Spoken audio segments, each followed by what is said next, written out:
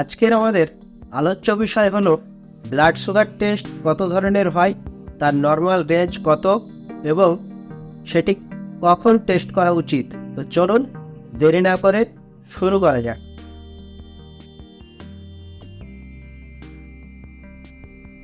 Hi everyone, আশা করি সকলেই সুস্থ আছেন। সাধারণত ব্লাড সুগার টেস্ট 3 ধরনের হয়। 1, blood sugar fasting. 2, blood sugar PP, যেটির পুরো কথা হলো পোস্ট প্র্যান্ডিয়াল।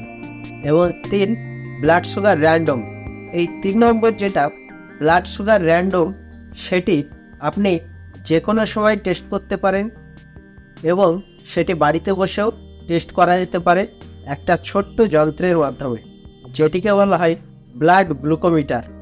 তো বাড়িতে বসেই কিভাবে সুগারটি টেস্ট করবেন সেটির ভিডিও অলরেডি আমাদের চ্যানেলে দেওয়া আছে, সেটি আপনি সেখানে গিয়ে দেখে নিতে পারেন বা তার লিঙ্ক আপনি ভিডিওর আই বাটনে পেয়ে যাবেন। তো প্রথমেই আসি ব্লাড সুগার ফাস্টিং। ফাস্টিং কথার অর্থ আপনারা প্রথমেই বুঝে গেছেন। এই টেস্টের ক্ষেত্রে ব্লাডটি ফাস্টিংয়ের পর বা খালি পেটে দিতে হয়। খালি পেটে বলতে এই ফাস্টিংটি কতক্ষণে হতে হবে? তো সেক্ষেত্রে উত্তর হলো 10 থেকে 12 ঘন্টার ফাস্টিংয়ের পর আপনি এই ব্লাডটি দিতে পারেন। এই ফাস্টিং টেস্টের ক্ষেত্রে 10 থেকে 12 ঘন্টার ফাস্টিং ব্লাড সিরাম লাগে। সেই জন্যে ব্লাড সুগার ফাস্টিং টেস্টের ক্ষেত্রে 10 থেকে 12 ঘন্টার ফাস্টিংয়ের পর ব্লাডটি নেওয়া হয়। এর নর্মাল রেঞ্জ 70 থেকে 100 মিলিগ্রাম পার ডিএল। দ্বিতীয়ত সেটি হলো ব্লাড সুগার পিপি অর্থাৎ পোস্ট প্র্যান্ডিয়াল। পোস্ট প্র্যান্ডিয়াল বলতে এটি বোঝায় খাবার 2 ঘন্টা পর। তো অনেকেই জিজ্ঞাসা করে থাকেন খাবার 2 ঘন্টা পর তাহলে কি খেয়ে ব্লাড দিবেন?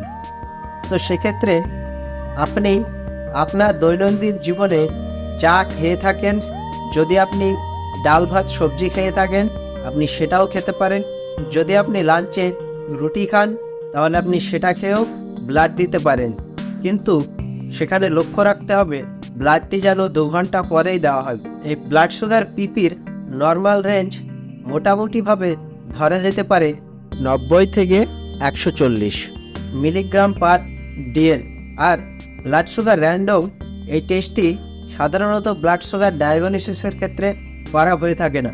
এটি সাধারণত যাদের ব্লাড সুগার অলরেডি ডায়াগনোসিস হয়ে আছে এবং যারা ব্লাড সুগার কন্ট্রোলে আছে কিনা সেটি যাচাই করার জন্যে তারা এই টেস্টটি বাড়িতেই নিজে করে থাকেন। এই টেস্টটি আপনিও বাড়িতে গ্লুকোমিটারের মাধ্যমে এটি যাচাই করে নিতে পারেন। এর নর্মাল রেঞ্জ মোটামুটি 120 থেকে 180-র মধ্যে ধরা হয়। আজকের ভিডিও এখানেই শেষ হচ্ছে।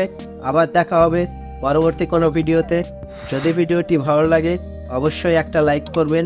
যদি ভিডিও ইনফরমেটিভ মনে হয় তাহলে চ্যানেলটা অবশ্যই সাবস্ক্রাইব করবেন। Thank you.